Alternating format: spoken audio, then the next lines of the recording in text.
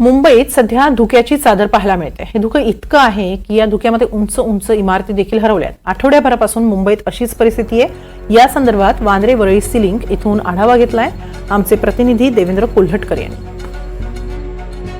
मुंबईतील हवेची गुणवत्ता किती खालावली आहे हे समोरील दृश्य बघितल्यानंतर आपल्याला लक्षात येईल। यावेळी मी वांद्रे वरळी सिलिंगवर आहे आणि आपण जर समोर बघितलं तर सबंध समुद्रावरती आपल्याला धुक्याची चादर पाहायला मिळते, दाट धुकं पाहायला मिळते। एरवी आपण या भागातून प्रवास करत असताना आपल्याला समोरील इमारती ज्या आहेत त्या समुद्रकिनाऱ्यावरती असलेल्या त्या पाहायला मिळत होत्या, समुद्रातील बोटी पाहायला मिळत होत्या। मात्र जर आपण दृश्यांमध्ये बघितलं तर आपल्याला सबंध पांढरी धुक्याची चादर जी आहे ती पाहायला मिळते। फक्त याच ठिकाणी नाही तर सबंध मुंबईभर जे आहे ते आपल्याला अशाच पद्धतीचं चित्र पाहायला मिळतं। दिवसभर अशाच पद्धतीचं धुकं पाहायला मिळते। अगदी काही अंतरावरती आपण पाहू शकता की हा वांद्रे वरळी सिलिंग इथला टोल नाका आहे, लेकिन तो देखील आपल्याला स्पष्ट दिसत नाहीये। आसपासच्या इमारती जर आपण बघितल्या तर सगळ्या धुक्यामध्ये हरवलेल्या या सगळ्या इमारती पाहायला मिळतात आहे। गेल्या आठवड्याभरापासून मुंबईमध्ये अशाच पद्धतीची परिस्थिती आहे।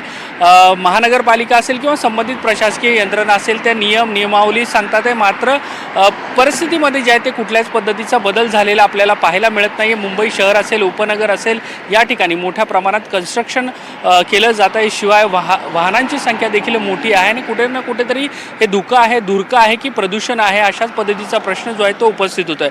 मात्र या सगळ्या परिस्थितीचा परिणाम जो आहे, जी खालावलेली हवेची गुणवत्ता आहे, या सगळ्याचा परिणाम नागरिकांच्या आरोग्यावरती होणार आहे आणि खास करून जे वयस्कर नागरिक आहे, लहान मुलं आहेत, यांना या सगळ्या परिस्थितीचा किंवा या सगळ्या वायू प्रदूषणाचा त्रास होऊ शकतो। व्हिडिओ जर्नलिस्ट अरुण पेडणेकरसह मी देवेंद्र कोल्हटकर, NDTV मराठी, मुंबई।